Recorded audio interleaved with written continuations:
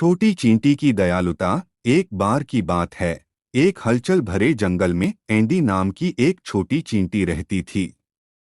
Andy पूरे जंगल में अपनी दयालुता और उदारता के लिए जाना जाता था।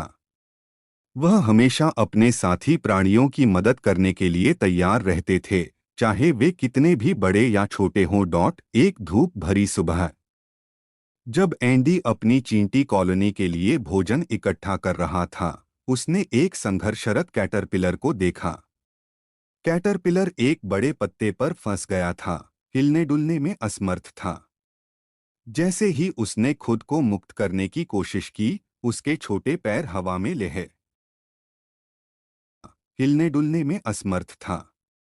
जैसे ही उसने खुद को मुक्त करने की कोशिश की, उसके छोटे पैर हवा में लहराने लगे। बिना कुछ सोचे समझे एंडी कैटरपिलर की सहायता के लिए दौड़ पड़ा।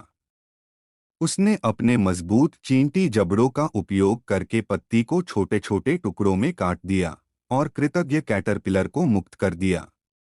कैटरपिलर ने एंडी को धन्यवाद दिया और किसी दिन उसकी दयालुता का बदला। उन्होंने भूखी लेडीबग्स के साथ अपना भोजन साझा किया, थकी हुई तितलियों के लिए आश्रय स्थल बनाए और यहाँ तक कि बुजुर्ग मकड़ियों के लिए गिरे हुए पत्ते भी लाए। उनकी दयालुता की कोई सीमा नहीं थी। एक दिन जब एंडी एक तालाब के पास भोजन की तलाश कर रहा था, उसने मदद के लिए एक धीमी आवाज सुनी। यह वह कैटरपिलर था जिसे उसने कुछ सप्ताह पहले बचाया था, जो अब एक सुंदर तितली में बदल गया है, लेकिन मकड़ी के जाल में फंस गया है। मकड़ी असहाय तितली को भोजन बनाने के लिए तैयार होकर एंडी की दयालुता की बात पूरे जंगल में फैल गई और जल्द ही सभी छोटे बड़े जीव उसकी प्रशंसा करने लगे।